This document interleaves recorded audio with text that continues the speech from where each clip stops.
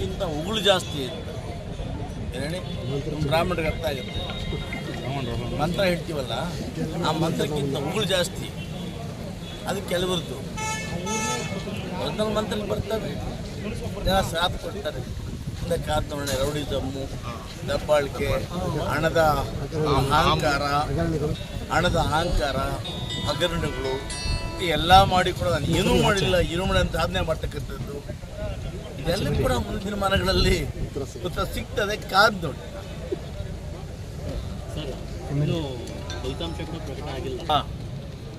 ಬಹುಶಃ ಅವರೆಲ್ಲ ಕೂಡ ಹಣ ಎಲ್ಲಿಂದ ಬಂತು ನಮಗೆ ಗೊತ್ತಿದೆಯಪ್ಪ. ನಮ್ಮಲ್ಲಿ ಕೋಟಿನೂ ಇಲ್ಲ, ಕೋಟಿಗಳಿದ್ದಾವೆ ಅಷ್ಟೇ ಊರಲ್ಲಿ. ಇಳಿಬಾರ್ದು ಸರ್ಕಾರ ಆದೇಶ ಮಾಡಿದೆ. ಅವರು ಇದ್ದಾರಪ್ಪ. ಅದಕ್ಕೆ ಉಳ್ಳವರು ಶಿವಾಲಯ ಮಾಡುವರು, ನಾನೇನು ಮಾಡಲಯ್ಯ ಬಡವಲಯ್ಯ ಅಲ್ವಾ. ಹಾಗಾಗಿ ಹಣ ಇದೆ, ಅವ್ರು ಹೇಳ್ತಾರಪ್ಪ, ನಾನು ಇಲ್ಲ ಹೇಳಲ್ಲ. ಮುಂದೆ ಈ ಒಂದು ಅಂಬೇಡ್ಕರ್ ಬರ್ತಕ್ಕಂಥ ಸಂವಿಧಾನ ಕೇವಲ ಒಬ್ಬರು ಕುಟಿಯೇ ಕೊಟ್ಟಿಲ್ಲ. ಒಂದು ವೇಳೆ ಹಣ ಇದ್ದವರು, ಕೋಟಿ ಕೊಟ್ಟಿದ್ದವರೆಲ್ಲ ಕೂಡ ರಾಜಕಾರಣ ಮಾಡೋಂಗಿದ್ದರೆ ಇವತ್ತು ಟಾಟಾ ಬಿರ್ಲಾ,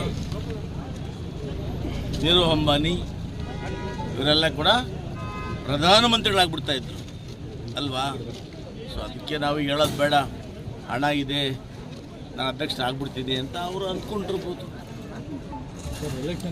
ಎಲೆಕ್ಷನ್ ಸರ್, ಹಿಂಗೆ ನಡೀತಾ ಇದೆ. ರೈತರ ಎಲೆಕ್ಷನ್ ನೋಡಿದ್ರೆ ಎಲೆಕ್ಷನ್ ಯಾಕಾಯಿತು ಅಂತ 5 ವರ್ಷಗಳಲ್ಲಿ ಯಾರ್ಯಾರು ಅಲ್ಲಿ ಹಗರಣೆ ಮಾಡಿದ್ರು ಅಂತ ತಾವು ಗೊತ್ತಿದೆಯಲ್ಲ. ಇನ್ನು ಆ ರೀತಿಯ ಹಣ ಬಂದಾಗ ನೈಷಾರ್ಯ ಮಾಡಿದ್ರೆ ಏನು ಮಾಡ್ತಾರಪ್ಪ? ಕಷ್ಟ ಇಲ್ಲದೆ ಹಣ ಬಂದಾಗ, ಕೋಟ್ಯಾಂತರ ರೂಪಾಯಿ ಹಣ ಬಂದಾಗ ಹಣ ಎಲ್ಲಿಟ್ಕೋಬೇಕು ನಾವು? ಸಹಜವಾಗಿ ಇದ್ದೇ ಮಾತಾಡ್ತೀನಿ. ನಾನು ಯಾರಿಗೂ ಕೂಡ ಕಾಲ ತಕ್ಕ ಹೋಗೋದಿಲ್ಲ, ಬೆನ್ನು ತಕ್ಕ ಹೋಗೋದಿಲ್ಲ. ಅವ್ರು ತಿಂತ ನೋಡಿಕೊಂಡು ನೀವು ಮಜಾ ಮಾಡ್ರಿ ಅಂತ ಹೇಳೋದಿಲ್ಲ. ನನಗೆ ಯಾವುದೇ ನನ್ನ ಗಮನಕ್ಕೆ ತಪ್ಪು ಅಂತ ಬಂದಾಗ ನನ್ನ ಹುಟ್ಟು ಹೋರಾಟ ಮಾಡೋದು ಸ್ವಭಾವ. ಕೋಮುಲ್ ಚುನಾವಣೆ 3 ಗ್ಯಾಂಗ್ ಆಯಿತು. ಕೋಮುಲ್ ಚುನಾವಣೆ ಹೇಗೆ? ನಿಮ್ದೊಂದು ಗ್ಯಾಂಗ್ ಆಯಿತು, ಹಿಂದೆ 2-3 ಬಣ ಇತ್ತಲ್ಲ ಸರ್, 2 ಬಣ ಇತ್ತು. ನನ್ನ ಯಾವುದು ಗ್ಯಾಂಗ್ ಇಲ್ಲಪ್ಪ. ನಾನು ಕಾಂಗ್ರೆಸ್ ಪಕ್ಷದ ನಿಷ್ಠಾವಂತ ಕಾರ್ಯಕರ್ತ, ಶಿಸ್ತಿನ ಸಿಪಾಯಿ. ನಂದು ಯಾವುದೇ ಬಣ ಇಲ್ಲ. ನಾವು ಯಾರ್ಯಾರು ನಿಂತಿದ್ದೀವೋ ಕಾಂಗ್ರೆಸ್ನಲ್ಲಿ ನಿಂತಿದ್ದೀವಿ. ನಾವು ಯಾರೂ ಕೂಡ ರೆಬಲ್ ಅಲ್ಲ. ಘಟಬಂಧನ್ ಅಟಾವ್ ಬಂಧನ್. ಈಗ ಜಿಲ್ಲಾಧ್ಯಕ್ಷನೇ ಇಲ್ಲ ಅಂತ, ಜಿಲ್ಲಾಧ್ಯಕ್ಷರು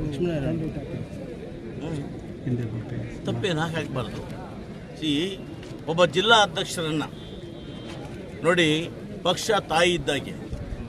ನಾವು ಶಾಸಕರಾಗಿರ್ಬೋದು, ಆದರೆ ಜಿಲ್ಲಾ ಅಧ್ಯಕ್ಷರ ಆಧೀನದಲ್ಲೇ ಇರಬೇಕು ನಾವು. ಪಕ್ಷ ವಿಚಾರ ಬಂದಾಗ ಒಬ್ಬ ಜಿಲ್ಲಾ ಅಧ್ಯಕ್ಷರ ಗಮನಕ್ಕೆ ಬರದೆ ನಾವೇ ಕ್ಯಾಂಡಿಡೇಟ್ ಹಾಕ್ಕೊಂಡಾಗ ಜಿಲ್ಲಾಧ್ಯಕ್ಷರು ನೋವಾಗಲ್ವಾ? ಅವರ ಅಧಿಕಾರಕ್ಕೆ ಧಕ್ಕೆ ಮಾಡದಂತೆ ಆಗೋದಿಲ್ವಾ? ಹಾಗಾಗಿ ಸಹಜವಾಗಿ ಅವ್ರಿಗೆ ನೋವಾಗಿದೆ. ಆ ನೋವನ್ನು ಒಬ್ಬ ಬ್ಯಾಕ್ವರ್ಡ್ ಕ್ಲಾಸ್ ಇರತಕ್ಕಂಥ ಒಬ್ಬ ಜಿಲ್ಲಾಧ್ಯಕ್ಷರನ್ನ ಆ ರೀತಿ ನಡೆಸ್ಕೊಂಡಾಗ ಸಹಜವಾಗಿ ನೋವಾಗಿದೆ. ಆ ನೋವನ್ನು ಹೊರಹಾಕಿದ್ದಾರೆ, ಅದ್ರಲ್ಲಿ ಯಾವ ತಪ್ಪು ಇಲ್ಲ. ಸರ್, ಜಯಸಿಂಹ ಅವರು ತಮ್ಮ ಆಪೋಸಿಟ್ ಕ್ಯಾಂಡಿಡೇಟ್ ಅಲ್ಲ ಸರ್? ಇಲ್ಲಲ್ಲಪ್ಪ, ಅಲ್ಲ, ಅವರು ನನ್ನ ಆಪೋಸಿಟ್ ಕ್ಯಾಂಡಿಡೇಟು ಉನುಕುಂದ ಸೊಸೈಟಿಯ ವೆಂಕಟೇಶ್. ಅಲ್ಲ, ಅವರು ಕಾಂಗ್ರೆಸ್ ಕ್ಯಾಂಡಿಡೇಟ್ ಅಲ್ಲ. ಕಾಂಗ್ರೆಸ್ ಕ್ಯಾಂಡಿಡೇಟ್ ಅಲ್ಲ ಅಂತ ಯಾರು? ಜಯಸಿಂಹ ಅವರು ಆ ಕೆಜಿಎಫ್ ಕ್ಷೇತ್ರಕ್ಕೆ ನನ್ನ ವಿಧಾನಸಭಾ ಕ್ಷೇತ್ರದಲ್ಲಿ ಭಾಗಶಃ ಬರ್ತದೆ. ಅವರೇನು ನಮ್ಮ ಕಾಂಗ್ರೆಸ್ ಕ್ಯಾಂಡಿಡೇಟ್ ನಮ್ಮನ್ನು ಕೇಳೂ ಇಲ್ಲ. ನಾನು MLA ಇದ್ದೀನಿ, ರೂಪ MLA ಇದ್ದಾರೆ, ನಮ್ಮನ್ನು ಕೇಳೂ ಇಲ್ಲ. ಅವರ ತೀರ್ಮಾನ ಮಾಡ್ಕೊಂಡಿದ್ದು ಯಾವ ಪಕ್ಷ ಅಂತ ನನಗೆ ಗೊತ್ತಿಲ್ಲ ಸರ್. ಈಗ ಅವಾಗಲೇ ಓಟ್ ಹಾಕಿ ಬಂದ ಮೇಲೆ ಪುಷ್ಪ ಡೈಲಾಗ್ ಹೊಡಿತಾರೆ ಸರ್, ಸದ್ಯದಲ್ಲೇ ಅಂತ. ಆಮೇಲೆ ನಂಜೇಗೌಡರ ಪಕ್ಕದಲ್ಲಿ ನಿಂತ್ಕೊಂಡು ಪುಷ್ಪ ಡೈಲಾಗ್ ಹೊಡಿತಾರೆ ಅವರು ಫಿಲಮ್ದು. ಅಂದರೆ ನನ್ನ ಸೋಲಿಸೋಕೆ ಯಾರ ಕೈಲಿ ಆಗಲ್ಲ ಅಂತ. ಅಷ್ಟು ಧೈರ್ಯ ಇದ್ದವರು 2 ತಿಂಗಳ ಮುಂದೆನೇ ಅವ್ರು ಡೈರೆಕ್ಟ್ ಫಾರಮ್ ಕಿತ್ಕೊಂಡು ಒತ್ಕೊಂಡು ಫೀಲ್ಡಲ್ಲಿ ಬಿಟ್ಟು ಗೆದ್ದಿದ್ದರೆ ಅವತ್ತು ಹೇಳ್ತಾ ಇದ್ದೀನಿ ಯಾವ ತಗ್ಗೋದು ಹಾಕೋದು ಅಂತ. ಒಬ್ಬ ಅಮಾಯಕ ಕುರುಬರ ಜನಾಂಗದ ಒಬ್ಬ ಲಕ್ಷ್ಮಪ್ಪನ ಮೇಲೆ ಅದನ್ನು ನೀವೆಲ್ಲ ಎತ್ಕೊಂಡು ಹೋಗ್ಬಿಟ್ಟು ಆತನ ಗೆದ್ದ ತಕ್ಷಣ ಏನು ತಗ್ಗೆ ಇಡಬೇಕು? ಆಯಿತು, ಇವರು ಅಷ್ಟು ಧೈರ್ಯ ಇದ್ದವರು 2 ತಿಂಗಳ ಮುಂದೆನೇ ಯಾಕೆ ಒತ್ಕೊಂಡೋದು ಎಲ್ಲರೂ. ಇವತ್ತಾಗ ಹೇಗೆ ಬಿಟ್ಟಿಲ್ಲ? ನಿಮ್ಗೆ ಅಷ್ಟು ಧೈರ್ಯ ಇದ್ದವರು, ಗೆಲ್ತಿ ಅಂತ ಭರವಸೆ ಇದ್ದವರು ಯಾಕೆ ಒತ್ಕೊಂಡೋಗಿ ತಿಂಗಳಾಗಟ್ಲೆ ಇಟ್ಕೊಂಡಿದ್ರಿ? ಅದ್ರ ಗೊತ್ತಾಗುತ್ತಲ್ಲ ಎಷ್ಟು ಭಯ ಇದೆ ನಿಮಗೆ ಅಂತ. AICCದಾಗಲಿ ಈ ಕೋಲಾರ ಜಿಲ್ಲೆಯ ಉಸ್ತುವಾರಿ ನಾಯಕರು ಇವರು ಅಂತೇಳಿ ಯಾವುದೂ ಅಪಾಯಿಂಟ್ ಮಾಡಿಲ್ವಲ್ಲ. ಅವರವರ ಅನುಕೂಲಕ್ಕೆ ತಕ್ಕಂತೆ, ಅವರವರ ಭಾವಕ್ಕೆ ತಕ್ಕಂತೆ ಅವರವ್ರಿಗೆ ಯಾರು ಪ್ರೀತಿ ಇದೆಯೋ ಅವ್ರು ಹೇಳ್ಕೋಬೋದು. ನಿಮ್ಮನ್ನ ಮತ್ತೆ ನಂಜೇಗೌಡರು ಉಸ್ತುವಾರಿ ಸಚಿವರು ತುಂಬ ಟ್ರೈ ಮಾಡಿದ್ರು ಸರ್, ಯಾಕೆ ತಾವು ಒಪ್ಕೊಂಡಿಲ್ಲ ಸರ್? ನಂಜೇಗೌಡರ ನಾನು ಟ್ರೈ ಮಾಡೋಕ್ಕೆ ಯಾವತ್ತೂ ಪ್ರಯತ್ನ ಮಾಡಿದ್ರು. KGF ಬಂದಿದ್ರಲ್ಲ ಸರ್, ಅವತ್ತು ಕೂಡ KGF ಬಂದಿದ್ರು, ಆ ಕಾರ್ಯಕ್ರಮ ಬಂದಿದ್ರು. ನಮ್ಗೆ ಹೇಳಿದ್ರು ಸರ್, ಮಾತಾಡ್ತೀವಿ, ಇಬ್ಬರನ್ನ ಕೂರಿಸಿ ಬಂದ್ ಮಾಡ್ತೀವಿ ಅಂತ. ನೋಡಿ, ಎಲೆಕ್ಷನ್ ರಿಲೇಟೆಡ್ ಸುರೇಶ್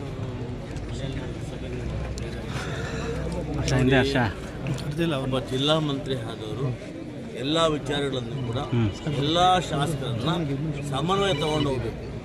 ಒಂದು ಕಡೆ ಸುಣ್ಣ, ಒಂದು ಕಡೆ ಬೆಣ್ಣೆ ಇಡಬಾರ್ದು. ಆ ಪರಿಸ್ಥಿತಿಯಿಂದ ಇವತ್ತು ಈ ರೀತಿ ಆಗಿದೆ. ನಮ್ಮನ್ನು ಯಾವುದು ಸನ್ಮಾನ ಕರೆದಿಲ್ಲ, ಯಾವ ಸನ್ಮಾನವನ್ನು ಅವರು ಹೇಳಿಲ್ಲ. ನಾವಿವತ್ತು ಚುನಾವಣೆ ನಿಂತಿದ್ದೇವೆ, ಸ್ಪರ್ಧೆ ಮಾಡಿದ್ದೇವೆ.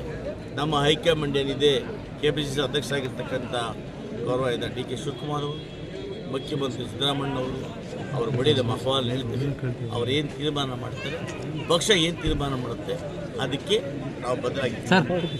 ಸರ್ ಒಂದೇ ಸರ್, BR ಪಾಟೀಲ್ ಮತ್ತು ರಾಜೀವ್ ಕಾಗೆ ಅವರು ಸರ್ಕಾರದ ಬಗ್ಗೆ ಅಸಮಾಧಾನ. ನನಗಂತೂ ಗೊತ್ತಿಲ್ಲಪ್ಪ, ಹೇಳ್ತಾರೆ. ನನ್ನ ಮಹಿಳಾ ಕಾನ್ಸ್ಟಿಟ್ಯೂನ್ಸಿಯ ಒಬ್ಬ 2-3 ಜನ ಅಭ್ಯರ್ಥಿಗಳನ್ನು ತಗೊಂಡೋಗಿ ಗೋವಾದಲ್ಲಿರಿಸಿ, ಅವ್ರ ಗಂಡಂದರು ಇನ್ನೊಬ್ಬ ಅಭ್ಯರ್ಥಿಯ ಅಣ್ಣ ನನ್ನ ಬಳಿ ಬಂದು ಸಹ ನಮ್ಮ ಶ್ರೀಮತಿ ಅವರನ್ನು ಕರ್ಕೊಂಡೋಗಿ ಗೋವಾದಲ್ಲಿ ಇಟ್ಕೊಂಡಿದ್ದ ರೆಸಾರ್ಟಲ್ಲಿ ಏನು ಮಾಡಬೇಕು ಅಂತ ಕೇಳಿದ್ರು. ಹೋಗ್ರಪ್ಪ, ನಿಮ್ಮ ಮೆಣಸನ್ನು ಕರ್ಕೊಂಬನ್ನಿ ಅಂತ ಹೇಳಿದೆ. ಅವ್ರ ಕನಿಷ್ಠ ಪಕ್ಷ ಗಂಡ ಅವ್ರ ಅಣ್ಣ ಕಾರ್ ತಗೊಂಡೋಗಿ ಆ ರೆಸಾರ್ಟ್ ಮುಂದೆ 3 ದಿವಸ ಕಾಯ್ತಾರೆ. ಕನಿಷ್ಠ ಪಕ್ಷ ಅವ್ರಿಗೆ ಹೆಂಡತಿನ ಗಂಡನ ಮಾತಾಡ್ಸೋಕ್ಕೆ ಬಿಡಲಿಲ್ಲ. ಜೊತೆಗೆ 20 ಜನ ಬೋನ್ಸರ್ಗಳು. ನಾವು ಯಾವತ್ತೂ ನೋಡಿಲ್ಲಪ್ಪ ಬೋನ್ಸರ್ಗಳನ್ನ. ಆ ಬೋನ್ಸರ್ಗಳನ್ನ ಹೆಂಗಿರ್ತಾರೋ ಗೊತ್ತಿಲ್ಲ. ಆ ಬೋನ್ಸರ್ಗಳು ಅಲ್ಲಿ ಯಾವುದೋ ಸುಳಿಯಕ್ಕೆ ಬಿಡಲ್ವಂತ. ಹೇಗೆ ರಾಜಕಾರಣ ಹೊಡೆದಂದರೆ ಅವರು ಎದುರಿಸಿ ಓಡಿಸಿದ್ದಾರೆ. ಯಾರು ಬೋನ್ಸರ್ ಹೊಡಿತೀವಿ ಎದುರಿಸಿ ಓಡಿಸಿದ್ದಾರೆ. ಅದಾದ ನಂತರ ನಮ್ಮ ಎಂಪ್ಲಾಯ್ಸ್ ಹೋಗಿ ಪೊಲೀಸ್ ಸ್ಟೇಷನ್ ಕಂಪ್ಲೇಂಟ್ ಕೊಟ್ಟಿದ್ದಾರೆ. ಆ ಪೊಲೀಸರು ಯಾವ ಮಟ್ಟಿಗಿದ್ದಾರೆ ಅಂದರೆ ಸಚಿವರನ್ನು ತೊಗೊಂಬಂದು ನಾವೇನು ಸಹಾಯ ಮಾಡೋಕ್ಕಾಗೋದಿಲ್ಲ ಅಂತೇಳಿ ವಾಪಸ್ ಕಳಿಸಿದ್ರು. ಆಮೇಲೆ ಇಲ್ಲಿ ಕಂಪ್ಲೇಂಟ್ ಕೊಟ್ಟು ಪೊಲೀಸ್ ಇಲಾಖೆಯವರು ಇನ್ಸ್ಪೆಕ್ಟರ್ ಸಮೇತ ಅಲ್ಲಿಗೆ ಹೋದಾಗ ಕೂಡ ಬೆಳಗಾಮಲ್ಲಿ ಒಂದು SP ಅವರಿಗೆ ಏನು ನಮ್ಮ ಲಕ್ಷ್ಮೀ ಹೆಬ್ಬಾಳ್ಕರ್ ಅವರ ತಮ್ಮ MLC ಇದ್ದಾರೆ, ಅವರು ಆ SP ಮುಖಾಂತರ ಪ್ರೊಟೆಕ್ಟ್ ಮಾಡ್ತಾರೆ. ಸೌಜನ್ಯಕ್ಕಾದರೂ ಕೂಡ ಆ ಮಾಹಿತಿ ಕೊಡೋದಿಲ್ಲ. ಅಂದರೆ ಇವರು ಯಾವ ಮಟ್ಟಕ್ಕೆ, ಬಹುಶಃ ಅವ್ರು ಹೇಳೋ ಮಾಹಿತಿ ಪ್ರಕಾರ ನಾನು ಲಕ್ಷ್ಮೀ ಹೆಬ್ಬಾಳ್ಕರ್ ಮೇಡಮ್ ಮಾತಾಡಿದೆ. ಅವ್ರು ಹೇಳಿದರು, ಸರ್ ಜಿಲ್ಲಾ ಮಂತ್ರಿಗಳು ನನಗೆ 4-5 ಬಾರಿ ಫೋನ್ ಮಾಡಿದರು ಅನ್ನೋ ಮಾತನ್ನು ಹೇಳಿದ್ರು. ಇರಲಿ, ಅದು ನಾವೇನು ಮಾಡೋ ಅಧಿಕಾರ ಇದೆ, ಆ ಅಧಿಕಾರವನ್ನು ಹೆಂಗೆ ಬೇಕೋ ಅವ್ರು ಬಳಸ್ಕೊಳ್ತಾರೆ.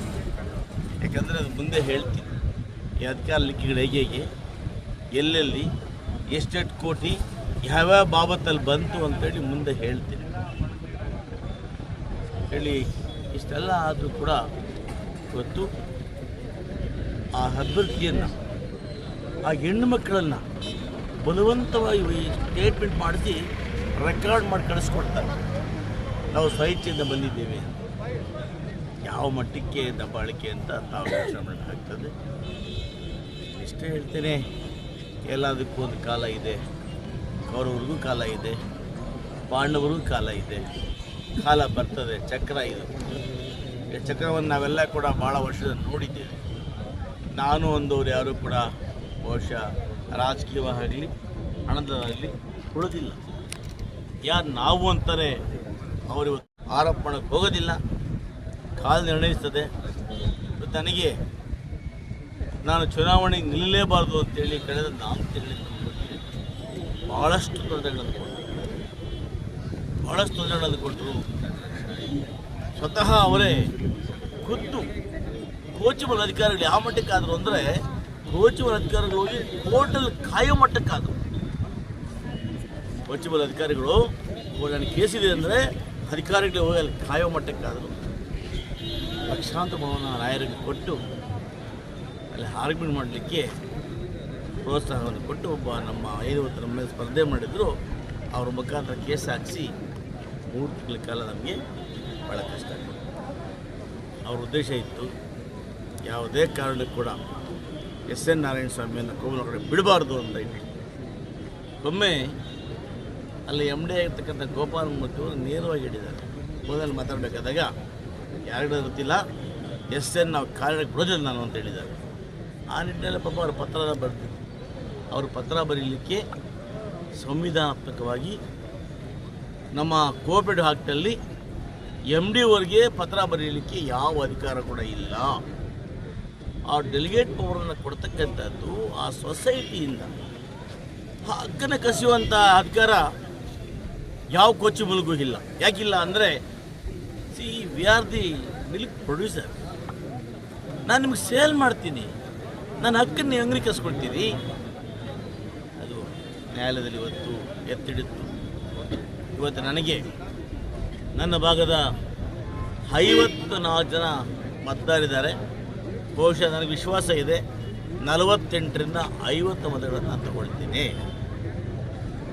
ಆ ಅಭ್ಯರ್ಥಿ ಪಾಪ ನಿಲ್ತಾ ಇರಲಿಲ್ಲ. ಇವತ್ತು ಯಾರು ಹೇಳ್ತಾರೆ ಅವ್ರು ಬೇಕಾದರೆ ನಾನು ನನ್ನ ಮೇಲೆ ನಿಂತಕ್ಕಂಥ ಅಭ್ಯರ್ಥಿಗೆ ಹಣ ಸಹಾಯ ಮಾಡಿಲ್ಲ ಅಂತೇಳಿ ಯಾವುದಾದ್ರೂ ದೇವಸ್ಥಾನಕ್ಕೆ ಬಂದು ಪ್ರಮಾಣ ಮಾಡಲಿ. ಗೊತ್ತಿದೆ ನಮಗೆಲ್ಲ ಗೊತ್ತಿದೆ, ಹೇಳೋದಿಲ್ಲ. 5 ಗಂಟೆ ಮೇಲೆ ಹೆಸರು ಕೂಡ ಹೇಳ್ತೀನಿ ನಾನು. ಬೇಡ ಹೇಳ್ತೀನಿ, ಎಲ್ಲೋಗ್ತೀನಪ್ಪ ಇನ್ನು ಮುಂದೆ ಮತ್ತೆ ಹೇಳ್ತೀನಿ ನಾನು. ಮತ್ತೆ ಹೇಳ್ತೀನಿ ಸರ್ ಈಗ ಅಲ್ಲ ಸರ್ ಒಂದು ನಿಮಿಷ